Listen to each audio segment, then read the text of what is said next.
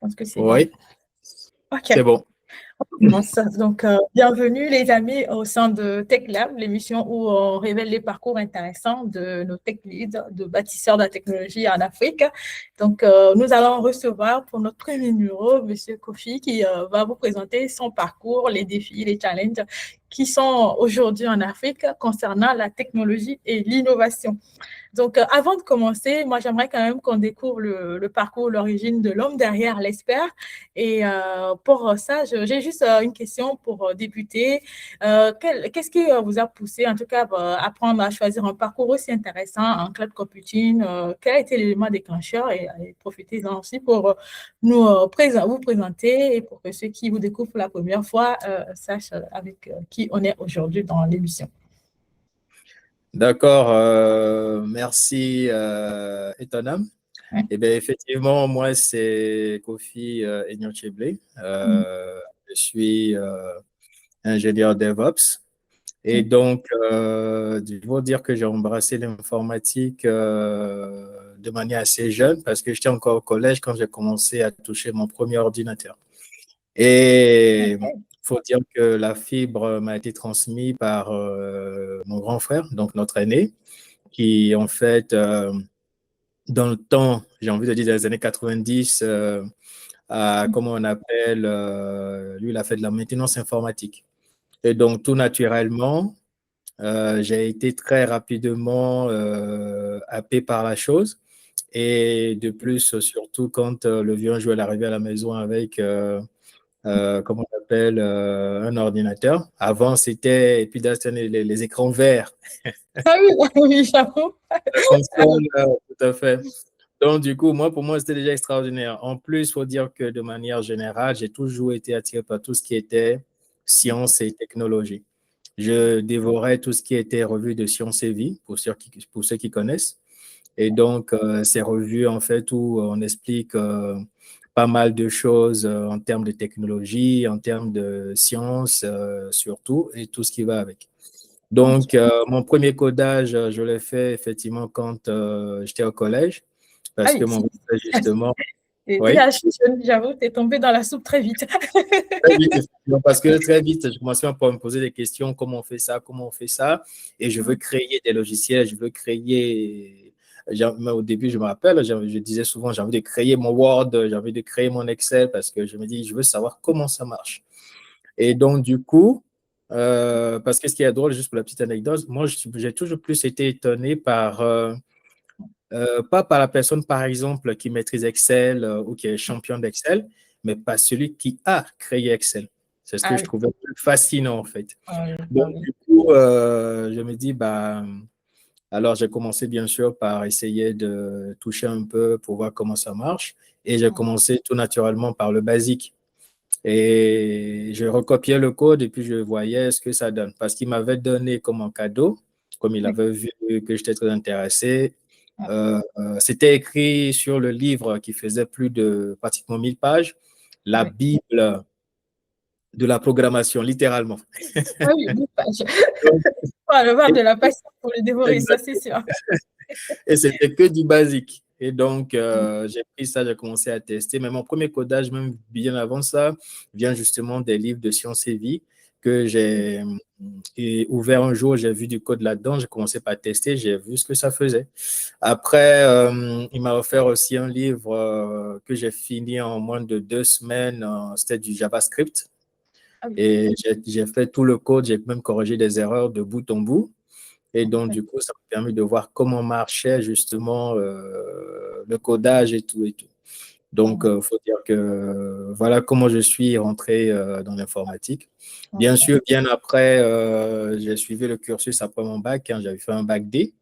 Et donc, tout de suite, c'est vrai que ce qui est drôle, c'est que j'ai fait médecin parce que Ah oui, j'ai fait un bac D, oblige. Et puis, bon, vous me connaissez en Afrique, la ah oui, pression des parents et c'est tout. ça, c'est ça. Voilà. Ils ont dit, bah, il faut faire médecine, il faut faire médecine. J'ai dit, OK. Bon, c'est pas que ça me déplaisait parce que de toute façon, j'avais aussi, plus ou moins, comme j'ai dit, j'étais intéressé par tout ce qui était sciences et technologie. Mais c'est avec le temps, j'ai commencé par virer un peu plus vers la technologie. Alors, quand après mon bac, je suis allé et puis on m'a dit non, que je ne pouvais pas faire médecine parce que Ils estimaient que les notes n'étaient pas assez bonnes, qu'il fallait faire, ils voulaient me rediriger vers la pharmacie. Mais moi, ça ne me disait rien à l'époque. Donc, je me suis dit, C'est de la programmation, c'est ça? exactement. Donc, moi, bizarrement, je n'étais pas déçu parce que je sentais plus que ça me disait, ah, mais ça me donne l'occasion d'aller faire ce que j'ai envie de faire. Donc, j'ai juste dit au vieux, bon, ben, ça n'a pas marché, on m'a parti en médecine, et puis, bon, ben, j'ai continué. Donc, c'est pour ça, très souvent, pour me moquer de moi-même, ou bien quand je raconte l'histoire, je dis très souvent, quand on me pose la question, que j'ai fait une journée ou une demi-journée en médecine.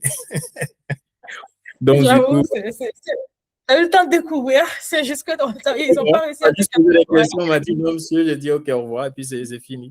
Donc, c'est vrai que j'ai fait me Ok. retrouver en pharmacie si je voulais, mais au final, non, ça ne me disait rien. Donc, moi, j'ai continué en informatique, et c'est là, tout de suite, bah, du jour, dès que j'ai quitté l'université, le campus, bah, je suis allé m'inscrire le lendemain à l'ESGIS, en fait. Donc, moi, je n'ai pas fait le CIC parce que je n'ai pas pris le temps du concours assez tôt. Et donc, du coup, je n'ai pas pu faire le concours pour aller au CIC. Et donc, bah, je suis rentré en grande école. Et c'est comme ça, bah, aujourd'hui, je me retrouve ingénieur DevOps. C'est vrai que mon profil est assez atypique parce que je suis sorti, j'ai fait de l'informatique de gestion, donc spécialité analyse programmation.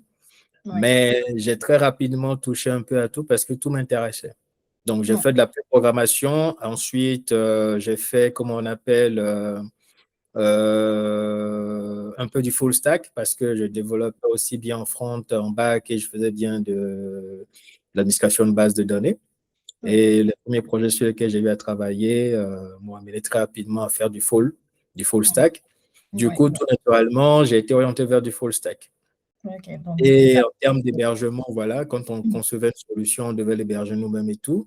Du coup, bah, voilà, ça m'a permis aussi de faire beaucoup d'administration système, aussi bien sous Windows que sous Linux. Du coup, bah, j'ai fait pas mal d'administration système. Dans le temps, on installait nos serveurs nous-mêmes.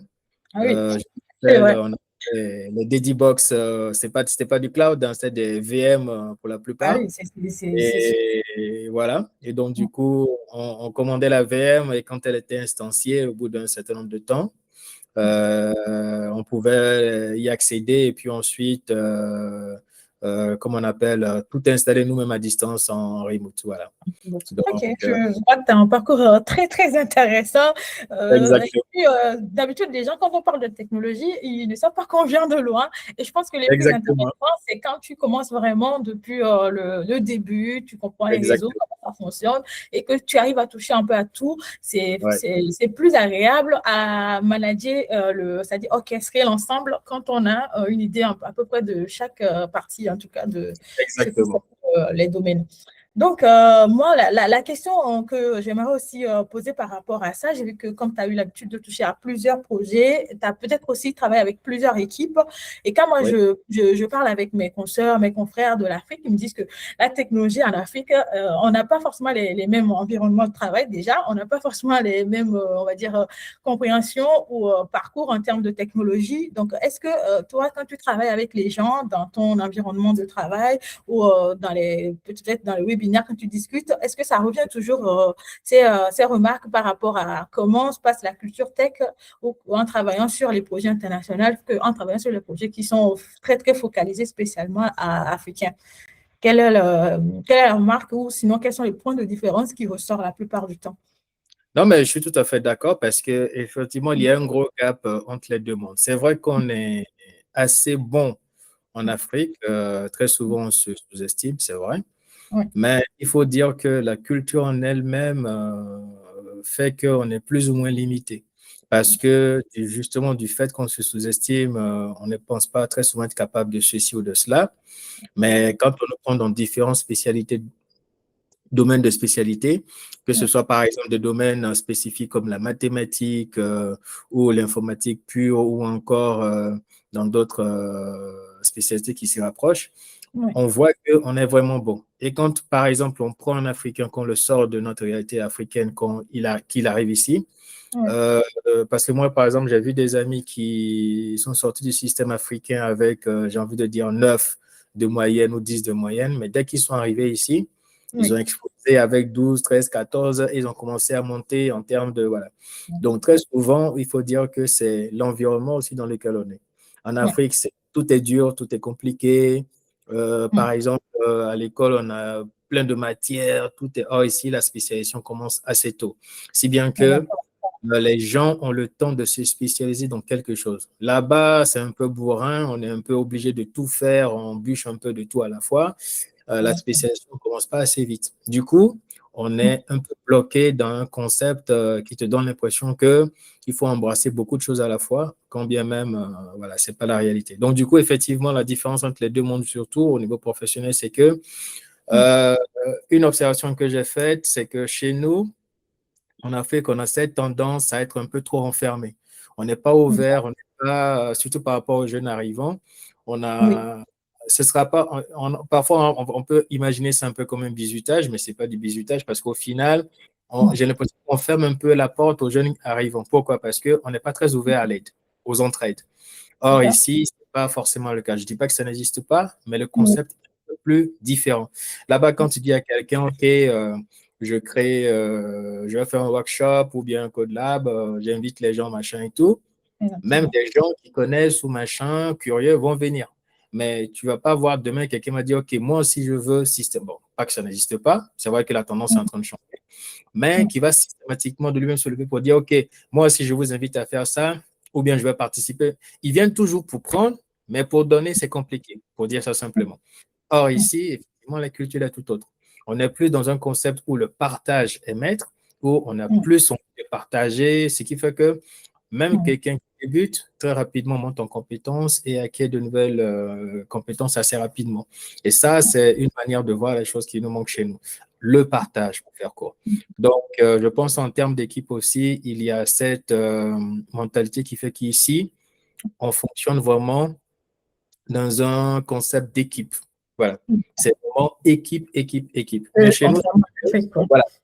Chez nous, on a cette petite tendance à croire que oui, même quand on a une équipe, on crée quand même des rivalités, des compétitions, des machins dans une équipe. Mais ce n'est plus une équipe, en fait. J'avoue. On est censé comprendre que l'équipe, c'est parce qu'on travaille ensemble qu'on a un résultat. Voilà. Parce que après, nous, chez nous, on a dans mon expérience, j'ai très rapidement vu des cas où quand on va en code review ou un truc, on dit, ben, pourquoi on a ce problème, machin. Ah non, c'est lui qui a fait ça, c'est lui qui a fait ça. Mais c'est pas ça, en fait. Quand on est développeur, c'est une équipe de dev. S'il y a un problème, c'est pour tout le monde. On corrige ensemble et on avance. Si tu sais que telle personne a telle lacune dans ça, tu peux l'aider, tu lui montres comment tu fais, mais on a plus cette tendance à vouloir cacher les choses un peu pour dire que devant le boss, non, c'est moi qui maîtrise, donc c'est moi qui suis le plus fort. Mais ici, c'est pas pareil. Donc, je pense qu'il y a ces facettes-là de la culture en informatique qu'on a. Qui n'est pas le cas forcément en Afrique. Pas pareil, ou la bonne manière de faire que forcément, voilà, qu'on n'a pas ici, par exemple. Ça, c'est les premiers aspects. Maintenant, de l'autre côté aussi, très rapidement, ce que j'ai pu observer, c'est que on a une approche du management qui est très atypique et très différente.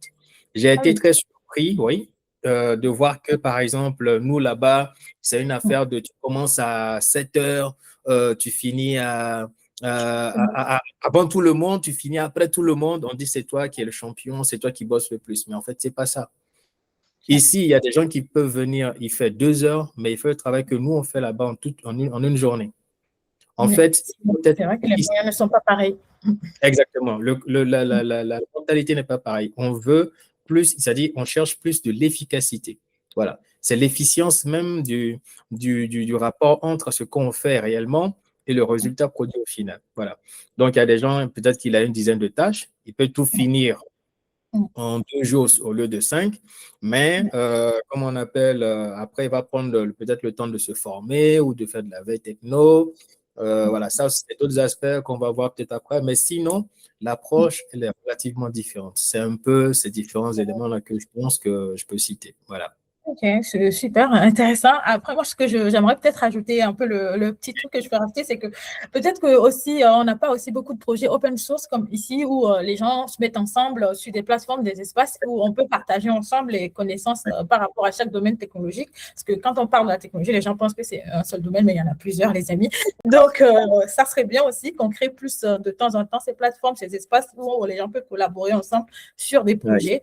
Et pour le management, bon, ça, malheureusement, je n'ai pas d'idée là-dessus parce que je n'ai pas travaillé en Afrique, mais bon, Et voilà. j'aimerais juste compléter, toujours dans les mêmes ordres d'idées, merci d'avoir soulevé. En fait, moi, j'ai fait courant 10 ans partage, parce qu'effectivement, j'ai mis tout ça dans le partage. Mais effectivement, créer des projets ou open source, parce qu'aujourd'hui, l'open source, c'est vraiment ça qui va nous aider, surtout côté Afrique, Exactement. à évoluer au niveau informatique. Mais le problème, justement, c'est que on n'a pas cette spontanéité de dire, OK, je mets un projet en cours, j'invite les gens, venez participer. Il y a Ouais. quasiment personne qui va participer. Oh, si, Ben, c'est on va dire que tu lances le défi alors voilà. aux amis. Effectivement, je lance le défi parce que, bon, en même temps, attention, j'ai vu des petits trucs qui sortent un peu à gauche, comme ce soit un peu au Togo, en Côte d'Ivoire, Cameroun, et puis aussi, bon, Afrique du Sud, ça c'est un peu un autre monde aussi. Mais il faut dire que il y a des choses, les jeunes qui arrivent sont en train de voir les choses un peu autrement, surtout parce qu'il y a beaucoup de gens, il y en a parmi eux qui font beaucoup de remote.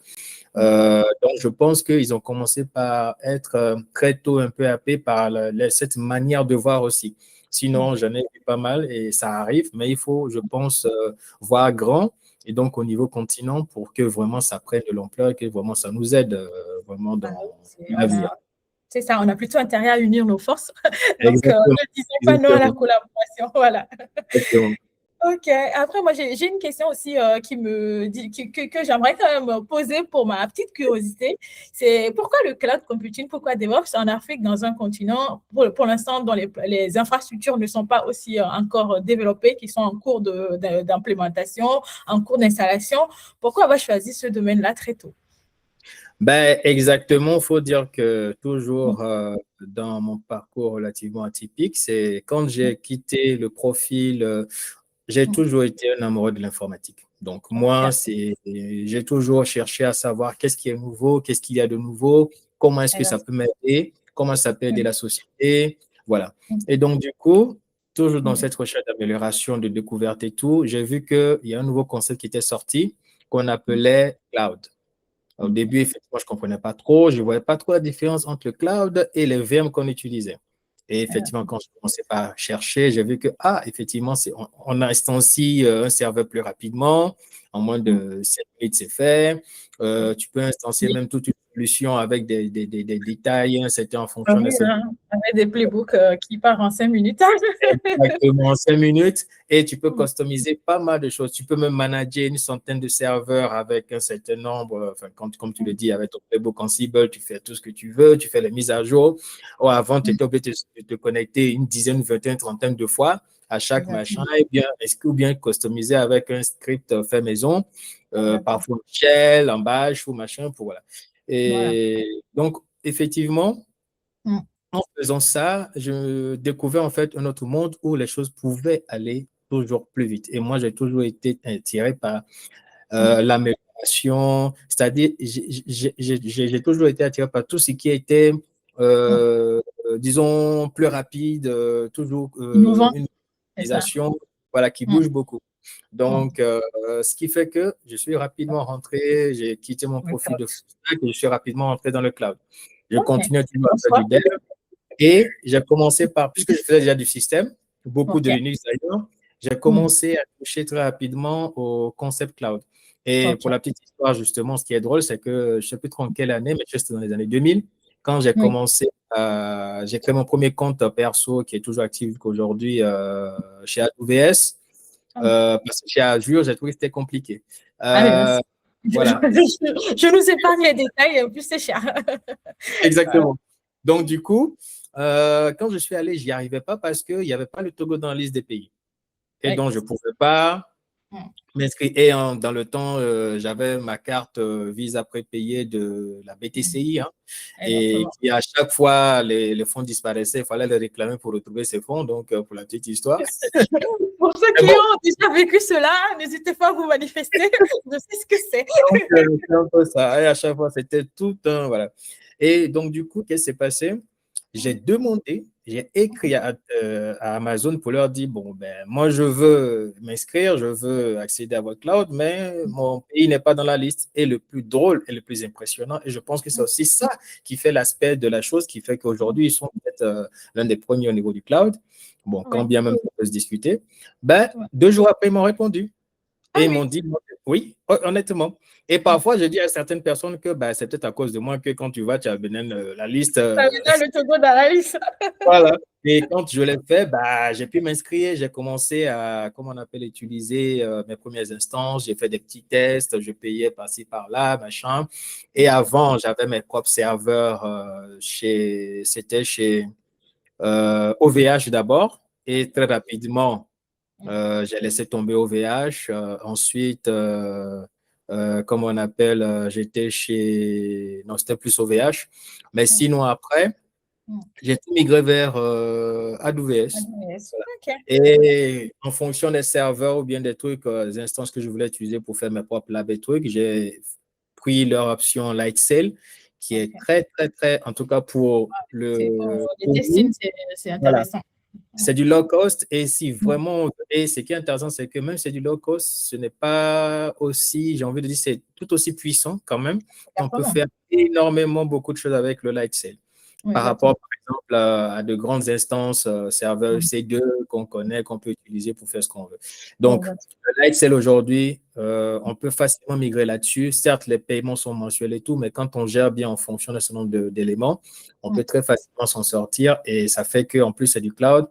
Et moi, une fois, j'ai eu besoin de migrer tous mes données qui étaient sur mon serveur aussi, donc simplement de changer de serveur.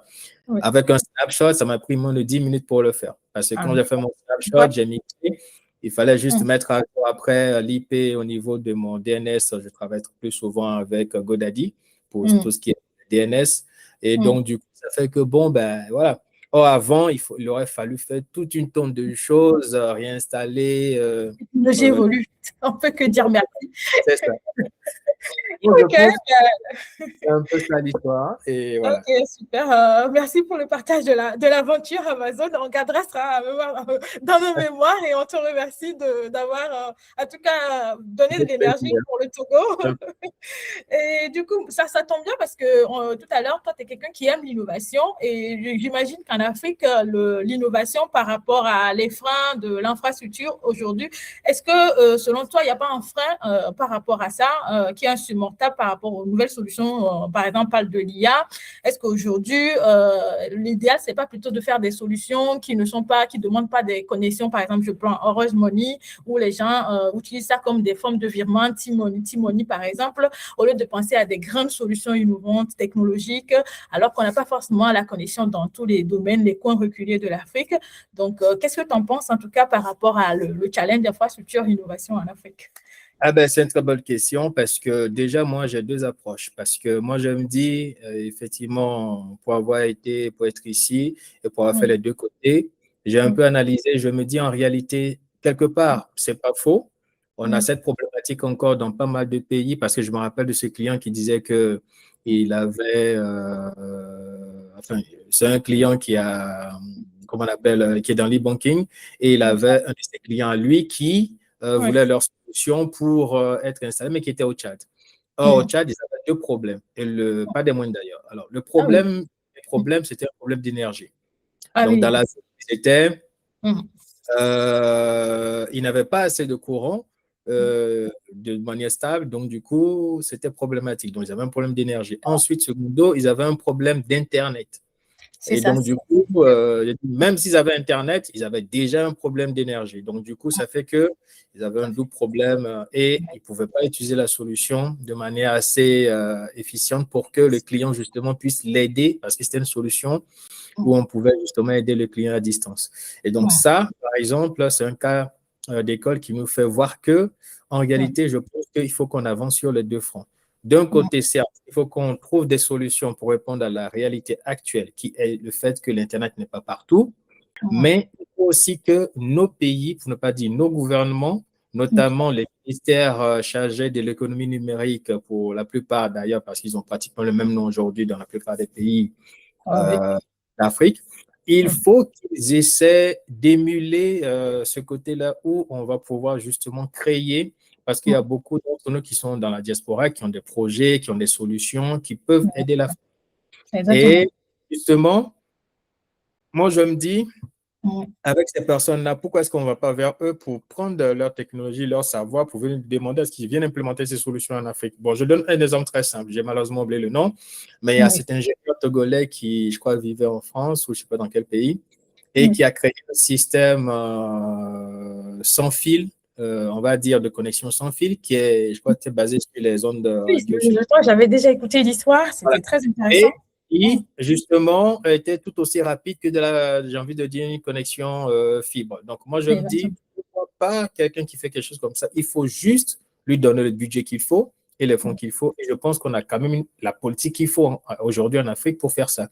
Et pour justement encourager ces investisseurs-là, ces inventeurs-là à venir investir massivement en Afrique parce qu'on a un double, j'ai envie de dire, même si on va de ce côté-là, on a un double bénéfice, c'est-à-dire que d'un côté, on crée de l'emploi et de l'autre, l'argent, en fait, j'ai envie de dire, en termes d'économie finance et tout, vient être injecté dans nos pays. Voilà. Et donc, c'est le pouvoir d'achat de la population qui va augmenter. Exactement. Si on ne fait pas ça, ça va vraiment nous desservir. Parce que si on prend par exemple le cas de l'Inde, arrivé à un moment, ils ont fini par comprendre et ils ont su que le challenge de demain va se situer, va se placer, comme on appelle, dans le domaine de la technologie. Et qu'est-ce qu'ils ont fait très tôt, déjà dans les années début 2000, ils ont commencé à penser l'informatique, j'ai envie de dire même au jardin, chez eux. Donc, du coup, ça fait qu'aujourd'hui, quand on voit la plupart des CEO des plus grandes firmes dans le monde entier de la tech, c'est les Indiens. Voilà. Alors, soyons pas étonnés qu'ils soient arrivés là, alors que quand on voit l'Inde, l'Afrique, machin, on compare un peu, c'est pas, voilà. Mais encore que, attention, là, je fais un peu un amalgame parce que quand je dis Inde-Afrique, c'est un peu trop. Mais juste pour dire qu'on a plus ou moins, la plupart des pays africains, on a plus ou moins le même problème, voilà. Donc, il faut, je pense, une nouvelle politique, j'ai envie de dire, de la technologie et pour nous permettre vraiment d'avancer en termes d'Internet. Donc, oui, certes, il faut créer des solutions pour répondre aux besoins actuels, mais il faut aussi avancer parce que l'Afrique n'a pas le temps de suivre, j'ai envie de dire, le chemin qui a parcouru la plupart des pays développés aujourd'hui parce qu'on n'a pas 100 ans. Voilà. Il faut réagir.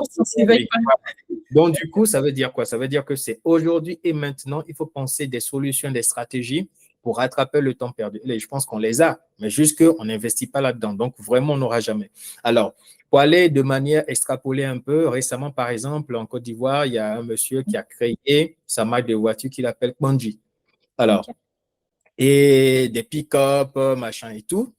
Et pour l'encourager, qu'est-ce qu'ils ont fait? Je pense que c'est la compagnie d'électricité qui lui a commandé une centaine ou voilà, pour l'encourager. Vous voyez, ça, c'est un exemple. Et on devrait même faire, moi je pense que lui, quand on veut acheter ses voitures, on devrait pouvoir faire en sorte qu'il soit exonéré de taxes pour que le citoyen moyen puisse avoir une voiture made in Africa, faite en Côte d'Ivoire. En plus, elle est robuste parce que moi, j'ai eu la chance d'aller à un salon où c'était présenté pour voir à quoi ça ressemble. À part la marque, je ne vois rien de différent, d'extraordinaire. Pas extraordinaire dans le sens où c'est pas bon, mais dans le sens où ce n'est pas moins bon que ce qu'on connaît aujourd'hui. On a sur le plan international. La même qualité, mais juste que ça, c'est africain et ça, c'est chinois ou européen ou tout ce qu'on connaît. Donc, tout ça pour dire quoi? Je pense qu'il faut qu'on avance sur les deux fronts parce que l'Afrique n'a pas le choix. On n'a pas le temps. Il faut qu'on avance. Il faut qu'on réponde aux problématiques actuelles et au même moment, il faut qu'on évolue en termes de technologie. Parce qu'aujourd'hui, par exemple, tu parlais d'IA, je failli oublier. Justement, le challenge d'aujourd'hui, c'est l'IA. Et effectivement, je pense qu'on pourrait commencer par ouvrir, parce que moi, j'entends toujours qu'il y a des gens, on les note pour leur dire oui, vous faites votre devoir avec l'IA, machin. Le problème, c'est que c'est la même problématique qu'avant. Nous, dans le temps, on nous interdisait les calculatrices dans les salles d'examen parce qu'on disait que machin. Et arrivé un moment, on a commencé par autoriser les calculatrices et ainsi de suite. Je pense que c'est la même problématique, juste pour imaginer. Donc, il faut plutôt voir le bon côté des choses, dire que, OK, comment est-ce qu'on peut introduire cette nouvelle technologie dans l'école le plus tôt possible pour justement pour que ce ne soit pas un frein pour la génération de maintenant, enfin de demain, pour qu'ils puissent déjà être au parfum de la chose pour voir comment l'utiliser et mélanger tout ça. Parce qu'aujourd'hui, même au niveau des sociétés, c'est intégré. Avant, les gens disaient non, il y a machin. Non, mais aujourd'hui, moi, je vous dis, à commencer par chez nous. Officiellement, on a des agents IA qui sont intégrés, qui nous permettent de faire un certain nombre de choses. Et on a l'autorisation d'utiliser pour faire du scripting, du codage et tout, et c'est officiel. Et dans certaines écoles dans le monde aussi, c'est officiel, ils ont le droit de poser des questions à l'IA et on leur apprend même à utiliser l'IA comme outil. Et justement, ça, c'est un aspect et une nuance qui est très importante. Ce n'est pas de dire que l'IA fait tout à 100% machin, que tout est bon, c'est faux. Parce que quand quelqu'un connaît un qui maîtrise, quand il donne un résultat, il faut le retravailler. Ah, c'est sûr, c'est sûr. Et il faut déjà mettre le bon prompt déjà pour avoir le bon résultat. Voilà. Il faut déjà. Pardon. Et c'est l'une des raisons pour laquelle, justement, l'avènement de chaque technologie dans notre monde, j'ai envie de dire, très technophile aujourd'hui, ce qui est intéressant, le bon côté, c'est que ça crée de nouveaux profils. Et aujourd'hui, on parle de prompt engineer. Et un prompt engineer, justement, c'est celui-là qui est spécialisé dans la rédaction des bons prompts pour avoir le bon résultat. Et donc, voici un nouveau boulot qui a été créé grâce à l'IA. Donc, quand on dit, oui, l'IA ceci, l'IA cela, il y a du bon, il y a du mauvais. Mais dans toute chose, c'est ça. Donc, il faut voir le bon côté et surtout, comment est-ce qu'on peut l'exploiter pour nous aider en Afrique. Je pense qu'avec ça, c'est le moment pour justement de pouvoir se baser sur ça pour aller plus vite dans certaines choses. Parce que quand on prend la médecine, aujourd'hui, les gens arrivent à faire dans le génie génétique, à reproduire des trucs en un temps record, peut-être, j'ai envie de dire, je dis un peu n'importe quoi, hein, je ne connais pas forcément le temps, mais j'ai suivi un documentaire là-dessus. Quelque chose qui pourrait peut-être, tu vas l'apprendre peut-être pour simuler 2 mois, 3 mois, mais nous, ils peuvent le faire en 1 semaine parce qu'il y a l'IA qui est là, qui leur donne de l'avance sur ces choses-là. Des calculs, des simulations qui devaient prendre un certain nombre de temps parce qu'il fallait programmer ou bien planifier un certain nombre de choses pour pouvoir avoir le résultat. Aujourd'hui, avec l'IA, on rentre un certain nombre de paramètres, il a des éléments en entrée, il fait son deep mining là-dessus et puis ensuite, on a le résultat.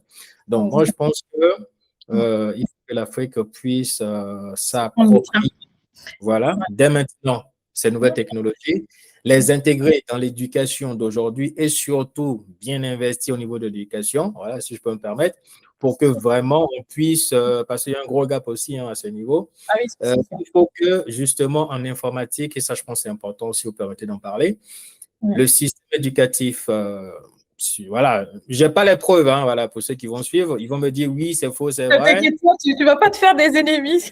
Voilà. Mais apparemment, on dit non que le système éducatif qui a été écrit par Barké depuis que l'école est l'école au Togo, c'est ça qui est utilisé jusqu'à aujourd'hui. Alors, si c'est vrai, je pense qu'il faut le mettre à jour parce que l'éducation a évolué. Il faut justement qu'on puisse permettre aux jeunes d'aujourd'hui de pouvoir évoluer. Voilà. Et avec l'avènement des nouvelles technologies, ça va tellement vite.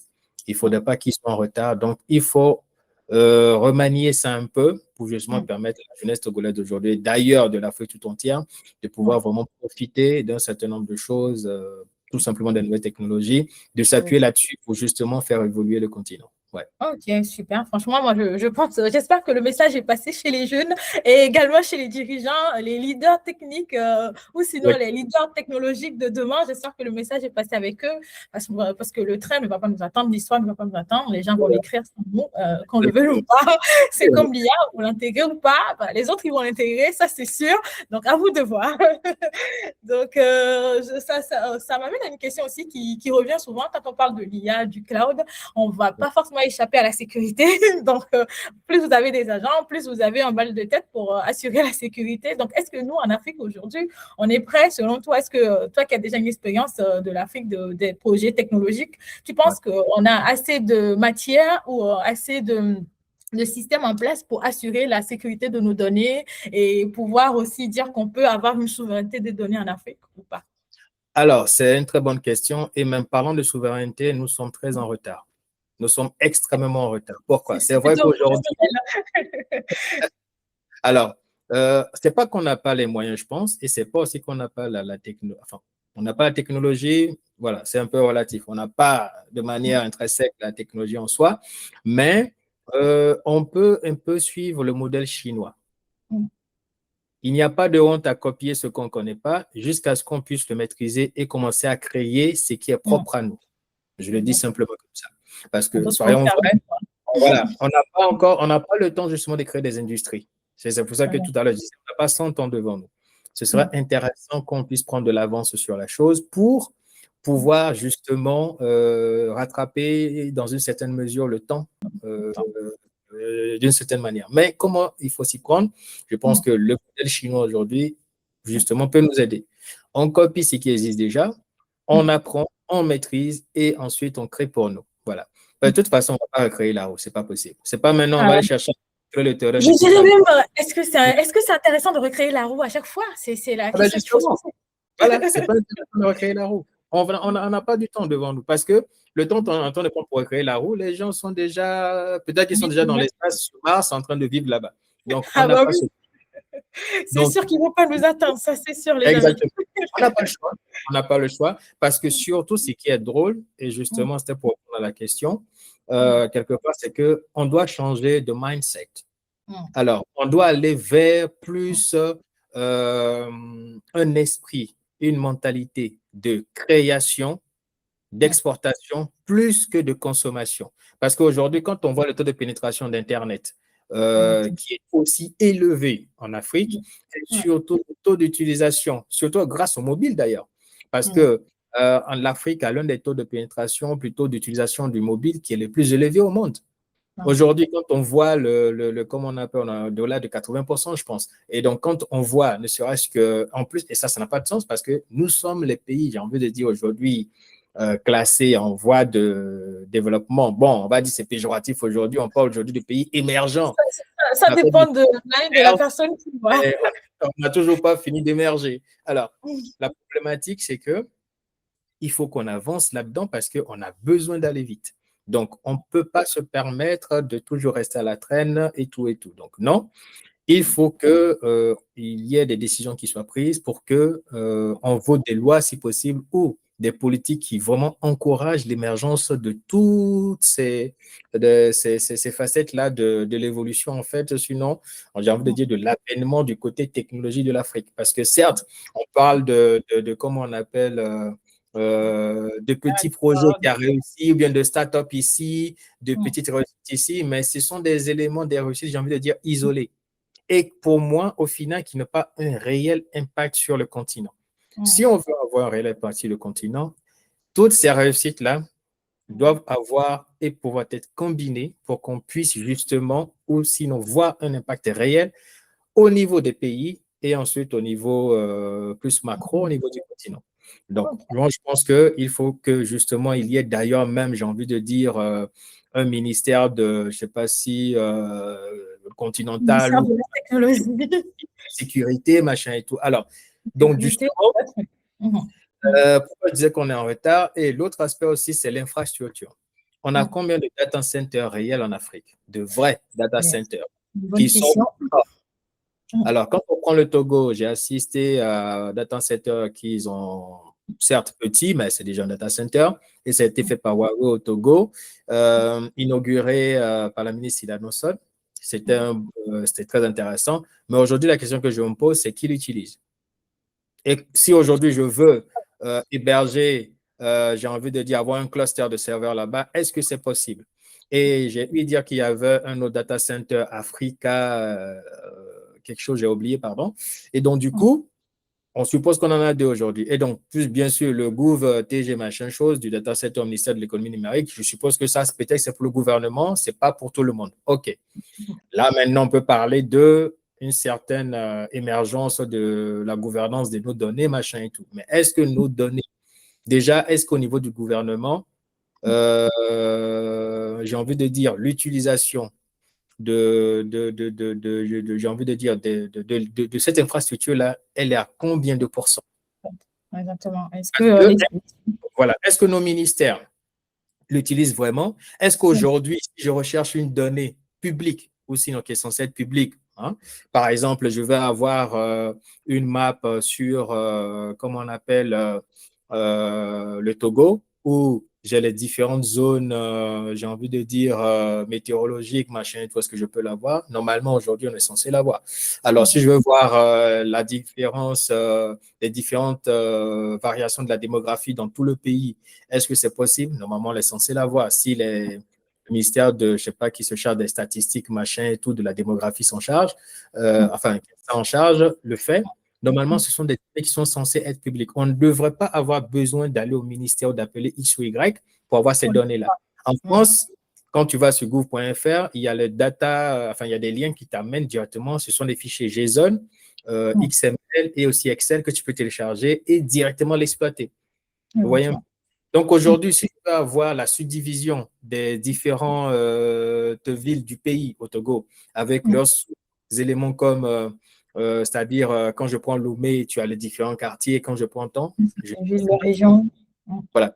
Mais peut-être que ça existe, mais on n'a pas ça dans le domaine public. Donc je pense qu'en tant que citoyen, on a besoin d'avoir un certain nombre d'éléments à portée de main parce que justement, ce sont des données qui sont censées être communes. Donc, comme ça nous permet de ne pas avoir différentes sources de données qui vont varier. Et c'est l'opportunité justement d'ajouter à tout ça l'utilisation de l'IA qui va nous permettre d'exploiter les sources et faire… Synthétiser surtout parce que c'est beaucoup de données. Ah oui, parce qu'avant, justement, ça, c'est notre problématique aussi. C'est pour ça que je dis, en termes d'infrastructure de base, on est en retard. Parce qu'avant même d'utiliser l'IA, il faut une source de données pour le lui faire consommer, pour qu'il ensuite fasse tout son des choses. et ensuite il puisse commencer par de répondre aux questions que tu vas lui poser. Mais il n'a rien en entrée, il ne va rien te donner en sortie. Il ne fait pas de la magie. Il a fait de la magie, mais pas à ce point. Je pense qu'en termes de politique informatique ou technologique, il faut qu'on se pose les bonnes questions, il faut qu'on démarre il faut qu'on ait un bon départ. Sinon, si on n'a pas une bonne stratégie, on va faire un peu n'importe quoi et on va finalement rester encore une fois à la traîne. Et voilà. Donc, du coup, pour revenir et pour finir avec la partie sécurité, encore une fois, on a certes de bons hackers dans le pays. Je suis moi-même dans un groupe de Togolais qui aujourd'hui se veut un peu plus large que ça, où ils parlent du hacking, de sécurité informatique et tout, qui sont très bons et qui vont dans des compétitions, oui, et qui vont dans des compétitions internationales et tout ça, je suis un peu, mais il faut dire que à part ce groupe-là, je n'en connais pas d'autres. Il en existe peut-être des groupuscules, comme on dit un peu chez nous, mais est-ce que ils sont vraiment, j'ai envie de dire, aidés dans un certain sens ou est-ce qu'ils sont productifs? Voilà. Est-ce qu'ils produisent du contenu? Est-ce qu'ils ont des activités? On ne les voit pas beaucoup. Voilà. Donc, moi, je pense que ce serait intéressant d'avoir des éléments comme ça pour pouvoir les encourager et surtout, il faut émuler tous ces éléments-là qui vont justement concourir à faire émerger un certain nombre de têtes, de startups, de machins, et tout ça va justement émuler l'ensemble dans une cohésion, en fait, qui va nous permettre justement de prendre de retard et voilà, d'attirer des cerveaux et de faire tout ce qu'il faut pour que voilà, on puisse avancer là-dedans. Ok, la recette s'annonce très très belle. Elles seront juste qu'on aura les ingrédients qu'il faut pour faire la bonne recette et avancer. Et puis moi j'ai envie de dire pour l'Afrique, c'est déjà bien qu'on commence par les data centers locales parce qu'on ne peut pas parler de sécurité si vous avez vos données dans le cloud de notre ami américain Amazon ou en France. Il faut aussi qu'on commence déjà à notre petite échelle en Afrique à mettre en place des data centers locales avec les régions, les localités et à impliquer la population comme tu l'as dit. Voilà. Et juste pour ajouter rapidement, il n'y a pas longtemps aussi, on parlait de l'existence d'un point d'échange au Togo. Est-ce que ce point d'échange, il est réellement fonctionnel? Parce que pour la petite histoire, c'est que ça pourrait justement aider pour accélérer les requêtes vis-à-vis de la situation géographique des internautes qui s'y trouvent. Mais le problème, c'est que est-ce qu'il est fonctionnel? Et qu'est-ce qu'il y a dans ce point d'échange? Donc, je pense que ça, c'est juste au niveau de Togo, mais après, il faut voir au niveau de la sous-région, au niveau de l'Afrique, quels sont, voilà, c'est-à-dire que tous ces petits éléments-là qui vont pouvoir justement concourir à améliorer Internet, à améliorer la technologie, à nous donner justement une bonne base pour qu'on puisse prendre notre envol, être indépendant, j'ai envie de dire, technologique. Parce qu'en termes de cerveau, je pense qu'on en a déjà parce que la diaspora, elle est assez vaste. Ah oui, ça c'est sûr. Et donc, je pense qu'il y en a assez pour pouvoir venir faire ce qu'on appelle de la transmission de compétences, mais il faudrait justement que l'environnement soit propice à cette transmission-là. Parce que si je viens… Pour les moyens. Je me rappelle justement sur le campus où quand j'étais au lycée, où il y avait un professeur qui nous racontait qu'au campus, parce qu'il dispensait des cours au campus, quand il fallait tracer un cardiogramme, comment on appelle, ils étaient obligés de prendre le truc à la main et dessiner parce qu'ils savaient à quoi ça ressemblait au lieu d'avoir le truc qui devait être fait automatiquement.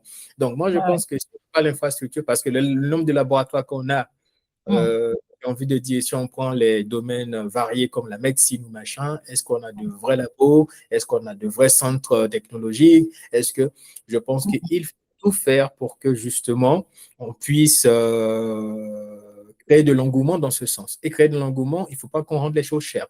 Ah, Et c'est je ne sûr. sais pas si aujourd'hui, comment est-ce qu'on dit ça? L'exonération de taxes sur les NTIC est toujours valide. Dans le temps, on en parlait. Je ne sais pas si c'est toujours valide au Togo. Ce serait une bonne chose.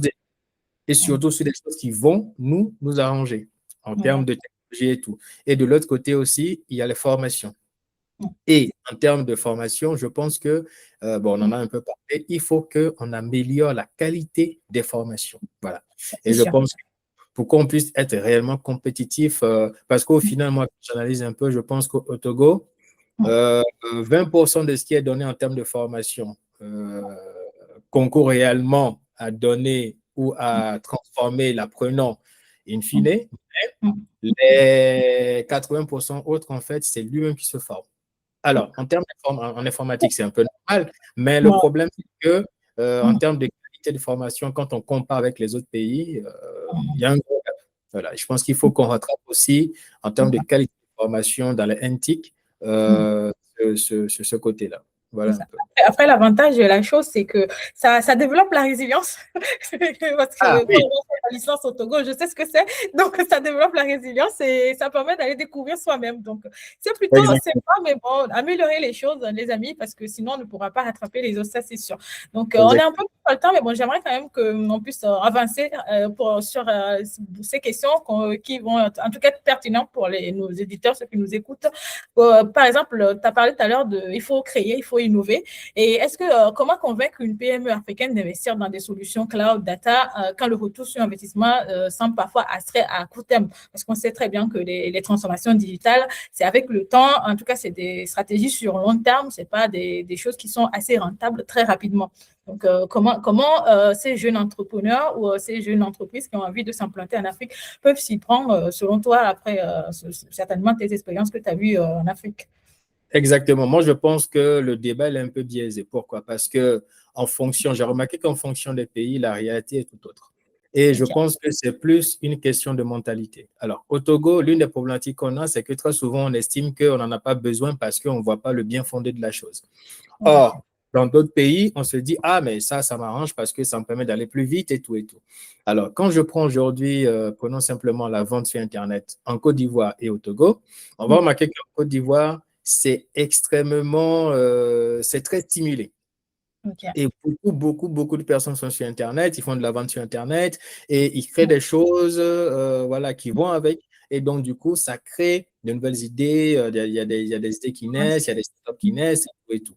Alors, quand on prend le Togo, par contre, ne serait-ce qu'avoir un site institutionnel ou un site vitrine pour une société, ils trouvent ça inutile. Voilà. Alors, ils ne voient pas le bien fondé de la chose, il faut parfois leur expliquer longuement, leur dire oui, ça va faciliter la vie, machin et tout. Alors, ils ne voient pas que, par exemple, et ils continuent toujours dans le système de marketing historique où j'ai envie de dire traditionnel, où il faut aller faire un panneau de, je sais pas C'est moi, ça, des panneaux publicitaires un peu partout. 150 cm sur machin et tout. Et ça, le problème, c'est que cette manière de faire, elle est vieille. Elle est vétuste parce que en temps réel, tu n'as pas cette capacité de dire il y a 20 personnes qui ont vu ce panneau. Ce n'est pas possible. On fait des statistiques juste en fonction de aléatoire ou bien approximative, je vais dire un peu plus précis, en fonction de l'engouement, plutôt de l'utilisation qu'on sait, de l'affluence qu'il y a sur telle route ou bien sur telle route. Et c'est en fonction aussi de ça qu'on te vend l'espace publicitaire et tout. Mais ça, c'est physique. C'est impossible de savoir combien de personnes ont vu le panneau publicitaire. On ne peut avoir qu'une estimation. Voilà. Mais ça, aujourd'hui, dans le domaine d'Internet, c'est très facile. Tu sais exactement le nombre de personnes qui ont vu, à quel moment ils l'ont vu, d'où est-ce qu'ils l'ont vu, et combien de temps ils ont passé sur le machin à regarder. Et c'est tellement précis aujourd'hui, il n'y a pas match entre les deux manières de faire. Donc, je pense que c'est aussi une question de mentalité, de vision. Donc, mais comment faire? Je pense qu'il faut déjà créer le besoin.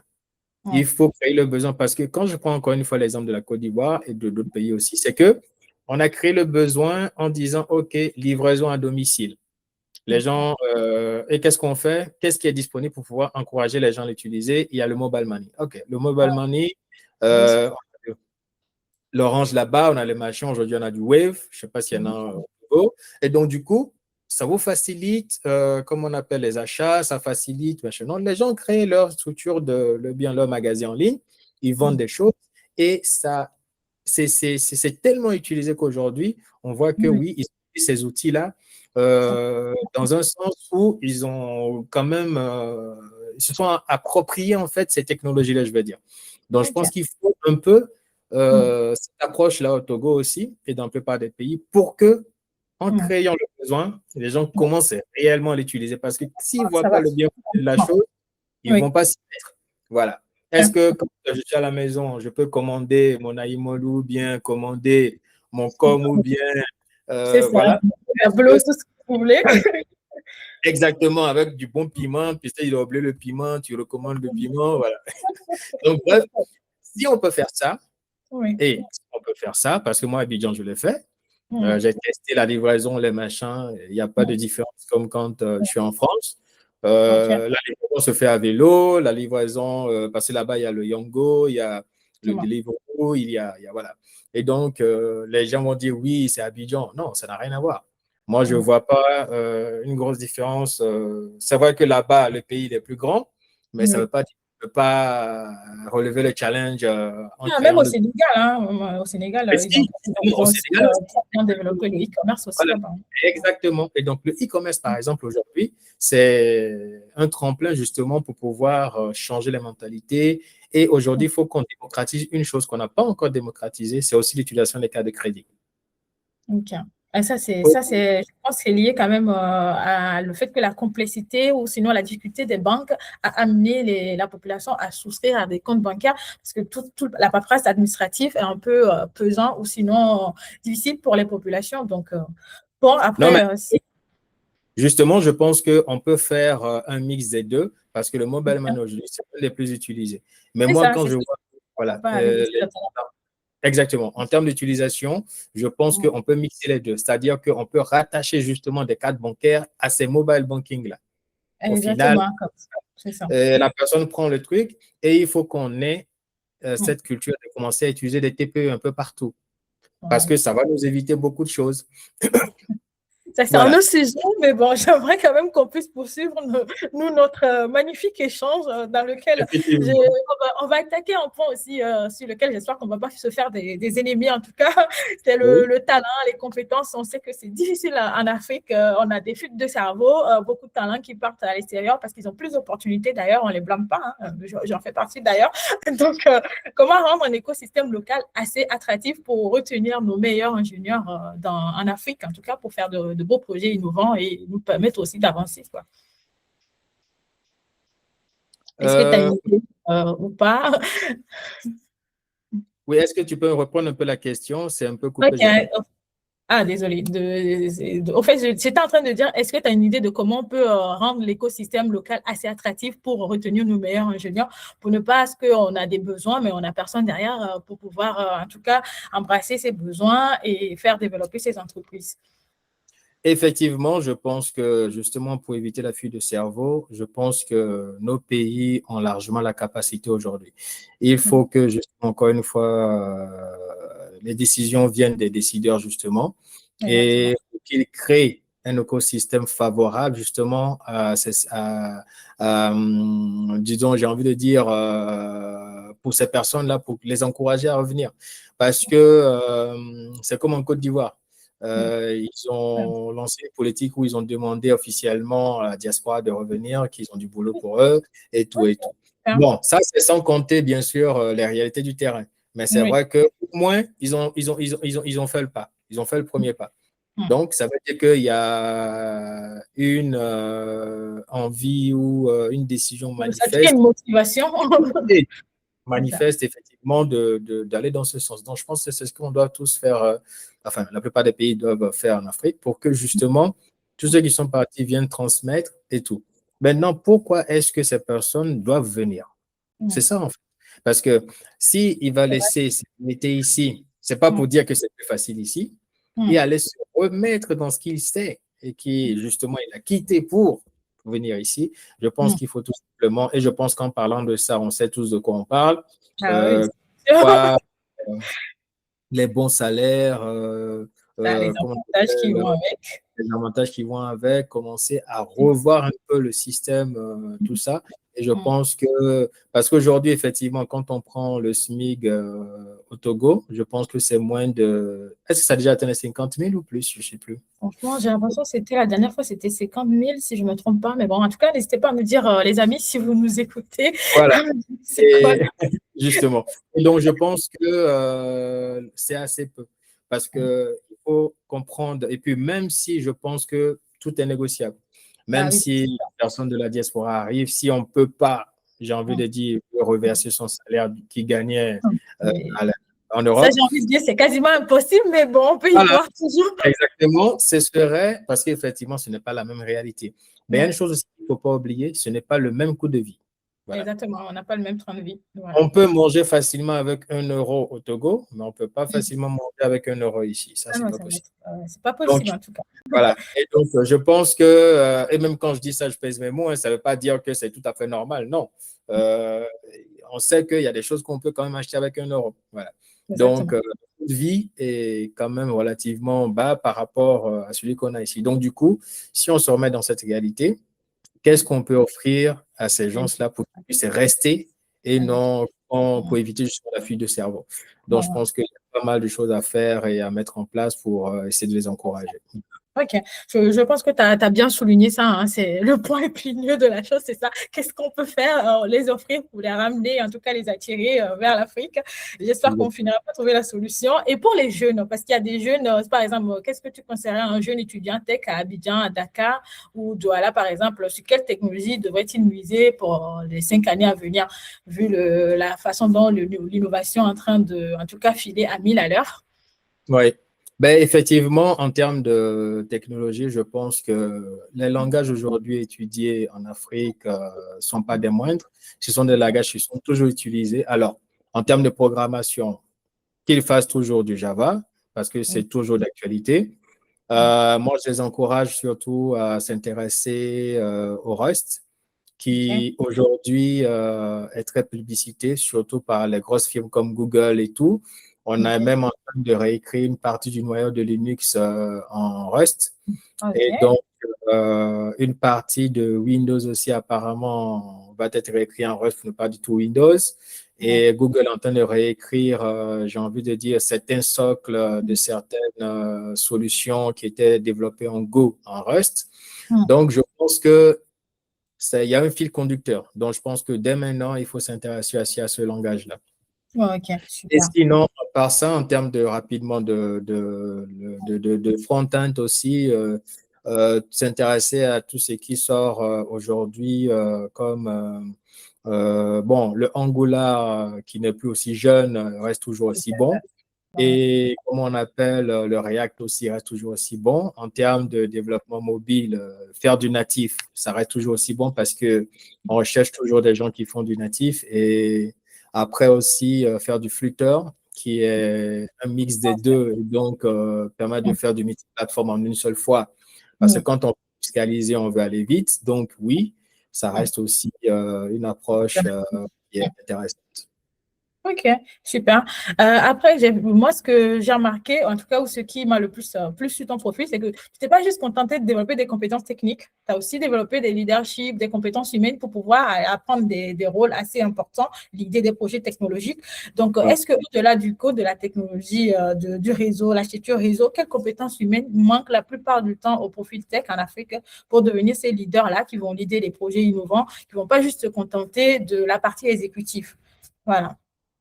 Ben, c'est intéressant comme question, mais moi, j'ai envie de dire l'intelligence émotionnelle, simplement. Ouais. L'intelligence émotionnelle. Mm, mm, Alors, pourquoi? Parce que moi, je me dis, quand on arrive dans un nouvel environnement, c'est de pouvoir s'approprier un peu de manière, grosso modo, hein, la culture, mais mm. aussi savoir approcher les uns les autres pour, j'ai envie de dire, s'intégrer d'une manière ou d'une autre. Et ça se joue beaucoup sur l'intelligence émotionnelle et parce que ça permet d'assimiler plus facilement un certain nombre de choses. Parce que, surtout quand on est, comme on appelle, j'ai envie de dire, on arrive dans un nouvel environnement, on est très rapidement dépaysé. Quoi qu'on dise, hein, Ah quand ben tu es c'est nouveau, sûr. on est rapidement dépaysé.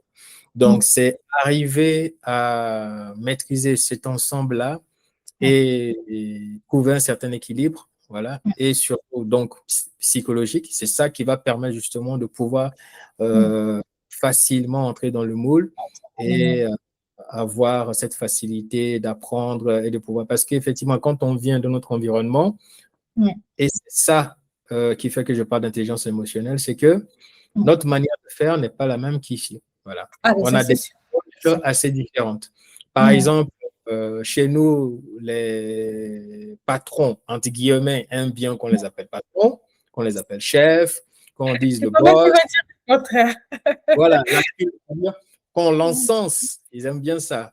Or, ici, ben, le problème, c'est que, bon, moi, j'ai eu la chance quand même de travailler, faire du remote avant d'arriver, et donc, c'est quelque chose que j'ai très vite perdu comme habitude. Et ben, j'étais étonné quand ma première expérience dans une structure internationale, mais comme je disais, ça a commencé en Afrique avant que j'arrive ici. On me disait, non, ne m'appelle pas monsieur, appelle-moi Alain, appelle-moi tant. Je trouvais ça Ah, bizarre. oui, Parce c'est que, vrai. vous voyez, donc, c'est une question de mindset, en Mindset. fait. C'est une question on a été formaté comme ça. Donc, il faut qu'on se libère mentalement et qu'on ait cette intelligence-là de pouvoir avoir une certaine ouverture d'esprit pour pouvoir justement brasser cette large éventail de différences qui existent un peu partout, de partout dans le monde, enfin, dans le monde, et puis qu'on puisse voilà, facilement s'intégrer. C'est un peu ça. Ok. Ouais, bien, assez bien résumé, hein. Moi, j'ai juste envie de rajouter l'audace. Hein. Ça y est, l'audace d'aller Oui, chercher c'est aller l'idée, les grands projets, les projets innovants. Vous n'arrêtez pas juste à des compétences techniques, allez l'audace d'aller oui. chercher les grands projets. Et comme ça, au fur et à mesure, vous allez développer l'intelligence émotionnelle là qu'il faut et pour pouvoir rassembler les gens, faire en tout cas de belles choses et partager avec nous, bien sûr. Voilà. Et du coup, on va peut-être aussi parler d'un sujet qui va être un peu comme un gadget, marketing ou pas. Bon, l'IA en Afrique, qu'est-ce que tu en penses? Parce que, comme on le sait, hein, l'IA, ça arrive à grands pas. Peu importe si vous l'invitez ou pas, il est là. Voilà. Ah Qu'est-ce que tu en ben, penses? effectivement, comme je disais tout à l'heure, l'IA, il faut se l'approprier. Donc, et comment se l'approprier maintenant, ça va dépendre des stratégies que nos gouvernements vont développer. Est-ce que, parce que quoi qu'on dise, tout part de la De la structure en fait, décisionnelle. Voilà. Donc, Exactement. est-ce qu'ils vont finir par comprendre que c'est le moment, c'est maintenant, parce qu'il n'est jamais trop tard, certes, mais avec le temps, on sera en retard, quoi qu'on dise. Donc, dès maintenant, le plus tôt possible, démarrer avec l'IA et permettre aux gens de comprendre, d'assimiler, de voir comment est-ce qu'ils peuvent l'utiliser et comprendre en termes d'outils et même dans nos sociétés que les gens commencent à l'utiliser. Ce n'est pas Ah, une mauvaise chose, mais il faut savoir comment se l'approprier parce que c'est un outil. C'est vrai que les gens ont peur aujourd'hui pour dire oui, l'IA fait que il y a une perte d'emploi, il y a un machin. De toute façon, il y a toujours le mauvais côté, le bon côté. Maintenant, on peut tout pas dépend, échapper. voilà. Tout dépend de chaque structure ou bien de chaque Ça. entreprise de décider. Je garde mes employés, mais je leur permets d'avoir un outil pour leur faciliter la vie. Donc, aussi, il y a des gens qui passent parce il y a deux écoles. Il y a des gens qui disent, ah, ceux qui font l'IA, c'est parce qu'ils ne valent rien. Donc, ils demandent tout à l'IA, ils font copier-coller. Il y en a qui disent, l'IA, c'est un outil, ça me permet d'aller vite. C'est comme si j'avais un collègue. Tout dépend de celui qui regarde. Est-ce que ce que tu vois, c'est un outil que tu vois qui puisse t'aider à avancer ou tu penses que non, c'est un rival ou c'est machin. Non. C'est une question d'observation. Donc, je pense que, voilà, il faut avoir la bonne approche. Bah, après, moi, je dirais que tu as déjà tout dit avant. Hein, c'est qu'il faut que l'école arrête déjà de dire aux gens n'utilisez pas l'IA, plutôt les Voilà. former. Parce que si on ne le fait pas, le switch, c'est sûr Ah, que c'est moi, ça. j'aimerais switcher, voilà. Exactement, ils vont arriver sur le marché déjà dépassés par les compétences. Et aujourd'hui, on sait très bien qu'en Inde, on a des ingénieurs IA qui sont très performants. Donc, si on s'amuse, nous, à dire aux élèves, n'utilisez pas l'IA, ne vous inquiétez pas, on ne va pas les attendre sur le marché du travail. Hein. Donc, Vas-y, il faut que les gens fassent le nécessaire pour que chacun puisse en tout cas prendre le train au bon moment.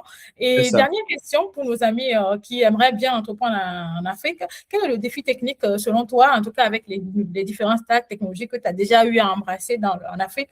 Quel est le défi technique que personne n'a encore résolu en Afrique qui représente selon toi une mine d'or pour une future startup ou entreprise qui aimerait bien s'implanter en Afrique dans le domaine du cloud, du DevOps, des data ou solutions qui tournent autour du data? Je pense qu'en termes de défis Mm, technologiques, mm, on en a, pour moi, on en a pas mal, mais mm. peut-être deux, j'ai envie de OK. dire, ou peut-être trois qui vont vraiment nous aider. Mm, Le premier, c'est l'énergie. Parce OK. que moi, je comprends pas comment c'est possible qu'en Afrique, justement, on ait autant Mm, de mm, jours ensoleillés mm. et que on n'ait pas de grandes centrales solaires ou de transformation d'énergie, qu'aujourd'hui, on ait toujours cette problématique d'énergie parce que Un peu il y a pas, dommage. voilà, mon petit frère me disait qu'on a encore commencé à couper le courant au Togo pendant combien d'heures, si c'est une demi-journée, je ne sais plus. Donc, je pense que Mm. ça, par exemple, pour moi, on ne peut pas parler d'industrialisation si on n'a pas d'énergie. Voilà. C'est la Parce que c'est avec quoi vous avez fait tourner les machines. Donc, Ah je oui, non, pense que, voilà, il faut, comme je disais tout à l'heure, il faut mm, commencer par la base. Donc, l'énergie, c'est le il faut moteur. connaître, voilà, la bonne base. Donc, à mon avis, il y a l'énergie. Mm, Ensuite, l'agriculture. Il faudrait OK. qu'on arrête de dépendre des pays où, Mm, je me rappelle quand il y a eu la crise en Ukraine, on a dit mm. non, il n'y a plus de pain. Je dis, mais comment c'est possible? C'est Euh, l'histoire du blé. Dans un seul pays, il n'y a plus de blé, il n'y a plus de pain et les prix ont flambé. Mm, Effectivement, moi, le prix que j'ai acheté, parce que j'étais passé au Togo, le pain que j'ai acheté à 200 francs, il est mm, passé à 300, 400. Ah oui, Et non, qu'est-ce quand qui on se dépend de passe? lui, on n'a pas le Voilà. choix. Et donc, est-ce qu'on a besoin que du blé pour faire du pain? Et j'ai vu un exemple très intéressant au Cameroun. Je pense qu'ils ont utilisé le manioc, je pense, pour faire du pain. D'autres ont utilisé, je ne sais pas, c'est du maïs. Bref, il y a eu des Mm, alternatives. Voilà, à mm, vérifier, mais il y a des alternatives. Donc, je pense que, mm, à mon sens, voilà. Maintenant, au niveau technologique, voilà, il y a maintenant, j'ai envie de dire, déjà un système qui va justement permettre euh, une certaine, j'ai envie de dire, interconnexion, une mm. base de données commune pour l'Afrique. Voilà. Exactement. Parce que ailleurs, ça existe. Ah oui, non. Euh, on a cette capacité de pouvoir s'interchanger d'informations assez rapidement, Mm, mais quand on veut une information, même au niveau même du pays, par exemple, même au niveau des ministères, quand tel ministère peut-être veut une information par rapport à tel ministère, c'est pas évident parce qu'ils n'ont pas une base de données. Voilà. Je pense qu'il faut commencer par centraliser les choses qui sont censées l'être pour nous faciliter justement la vie, parfois même en termes de déplacement, euh, Exactement. telle ou telle information. Et même en termes de démarche administrative, hein, parce que le fait d'avoir des Exactement. plateformes Et ça, centralisées, c'est le maître mot, démarche administrative. Tu es dans un ministère, ils disent qu'ils n'ont pas telle information. Oh, il leur suffi d'une interface pour pouvoir mm, rentrer les paramètres et avoir l'information, puisque c'est la même personne. Donc, exactement, exactement. ça n'a pas de sens. Bah Et oui. donc, je pense qu'il faut qu'on arrive à ce stade-là. Mm, Donc, et pour ça, je peux citer par exemple quelque chose de bien concret qui est, mm, euh, j'ai envie de dire, le domaine de la santé, où on peut créer un ID par citoyen C'est pour ça. suivre son cursus de santé, si on peut dire ça comme ça, D'accord. où on peut savoir qui l'a traité, qui l'a pas traité, Mm, facilement avoir ces informations de santé, savoir qui l'a déjà attendu si jamais il y a un problème qui survient. Donc, aussi facilement arriver à lui donner les premiers soins ou sinon les aides qu'il faut, ça qu'il est assuré ou pas assuré, parce que c'est pas évident. On a ouais, toujours ces cartes-là qu'on traîne avec nous, mais qui sont physiques. Quand tu le perds, il faut reprendre la démarche. Donc, exactement. arriver à dématérialiser au maximum ce qu'on peut dématérialiser. Voilà. En tout cas, il y a de quoi faire en Afrique pour ceux qui ont des défis techniques qui veulent remonter. N'hésitez pas, Exactement. lancez-vous. Et petit, on va dire un petit jeu pour clôturer en douceur cette émission. Un livre ou une ressource qui a changé ta vision de la tech, par exemple, que tu peux nous donner pour nos jeunes qui nous suivent. Est-ce qu'il y a un livre ou une ressource qui t'a impacté durant ton parcours? Je ne sais pas. en fait, c'est plus, j'ai envie de dire, un livre qui parle de leitmotiv, en fait. Ok. C'est-à-dire L'art de se lancer de Guy Kawasaki, pour ceux qui le Ah, connaissent. c'est vrai. Parce que c'est un livre, l'une des problématiques qu'on a aujourd'hui, je pense, en Afrique, c'est le fait d'avoir été formaté d'une manière et donc à chaque fois de se sous-estimer et de Oui. penser, de toujours penser qu'on est moins bon que ceux qui sont à Oui. l'extérieur. Que, voilà. Donc, je pense que ça donne une certaine ouverture d'esprit, donc qui permet justement de libérer ce génie qui est caché en nous et cette confiance justement qu'il faut avoir en soi pour justement pouvoir se lancer et Faire de grandes choses, quoi. Voilà. Merci pour la réponse que je trouve en tout cas très pertinente parce que franchement, c'est un point sur lequel beaucoup de personnes galèrent et ça peut vraiment aider.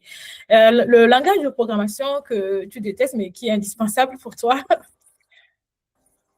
Ben, le langage de programmation que je déteste, mais qui est toujours indispensable. Mhm. Alors, moi, c'est récemment que j'ai été surpris, mais apparemment, qui reste très bizarrement utilisé, mais bon, on va dire beaucoup dans le domaine des banques, OK. c'est le COBOL. Parce Ah que oui, ah, ça, on j'en ai pas, j'ai déjà vu ça en entreprise quand j'étais m'avait stagiaire. déjà, Voilà. exactement, j'ai vu un peu à cause des demandes ici, parce que Ah oui, j'ai failli être pris à la Société Générale une fois, et donc du coup, j'ai vu un peu ce qui se faisait, et j'ai OK. trouvé ça très bizarre. Et il J'aime paraît pas que, du tout en tout cas. apparemment, c'est bon. Et donc du coup, il Mhm. fallait faire C'est du ça. COBOL, machin et tout. Moi, j'avais jamais fait du COBOL, en fait. Ah Donc, oui, enfin, c'est assez dépassé, mais bon, il y a des développeurs en tout cas qui s'amusent encore à coder, c'est-à-dire en Braille sur leur PC en Cobalt, hein. Et non, mais franchement, c'est moi, pas faux. C'est pas faux, mais ce qui est intéressant et drôle à la fois, c'est ça qui est mm, dingue, c'est que, comment dire, ben, ceux qui développent aujourd'hui en COBOL sont Temara qui sont les mieux payés. ah oui, à ce point. Oui. OK, bon, je Bon, comprends pourquoi. c'est ça, c'est ça le contraste, en fait. OK, Ouais. OK, c'est peut-être, ça explique les choses. Voilà, c'est plus clair pour moi en tout cas. Et du coup, quel est ton prochain défi personnel en 2026 en tout cas, si tu as envie de partager avec nous, qu'est-ce que tu aimerais Bien sûr, ben, ce sera avec qu'on... plaisir et je pense que ce serait bien aussi que la jeunesse prenne le pas dans ce sens. Ben, c'est plus de certification. Alors, OK, ce que moi, je vais inviter les jeunes à faire, c'est dans la mesure du possible de s'intéresser beaucoup aux certifications. Ce OK. n'est pas, j'ai envie de dire, le Graal absolu Ouais. qui va vous ouvrir toutes les Expérience portes, clinique, non? mais c'est quelque chose, j'ai envie de dire, qui a son importance aujourd'hui, ne serait-ce que pour vous-même et pour valider vos acquis et donc vous-même vous donner cette confiance dont vous avez besoin pour vous, Mhm. d'abord, et ensuite, ben, sur le marché, être plus compétitif. Voilà. OK, super. On arrive à la fin, en tout cas, de notre merveilleuse émission Tech Lab, de ce premier numéro avec Kofi. Et donc, je ne sais pas si tu as un petit mot, en tout cas, à partager à ceux qui t'écoutent en ce moment ou qui vont écouter l'émission après. Qu'est-ce que tu as envie de partager avec eux comme dernier mot? Eh ben, que pour moi déjà, je remercie enfin, de m'avoir invité pour l'émission et tout, parce que je trouve l'approche intéressante. Et d'ailleurs, ça dénote justement de l'intéressement du changement qui est en train de se dessiner par rapport à tout ce qu'on dit, parce que c'est le genre de choses qu'on n'avait pas avant. Donc, moi, je remercie l'équipe pour ça.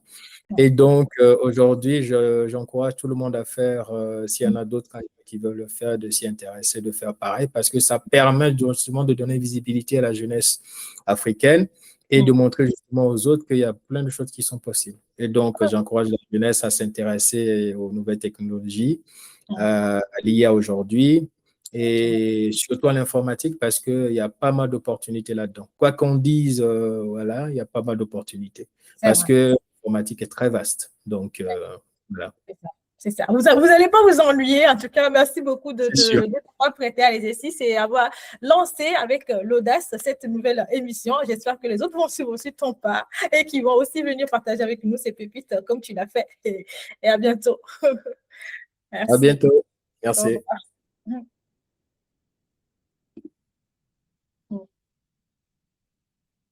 Merci.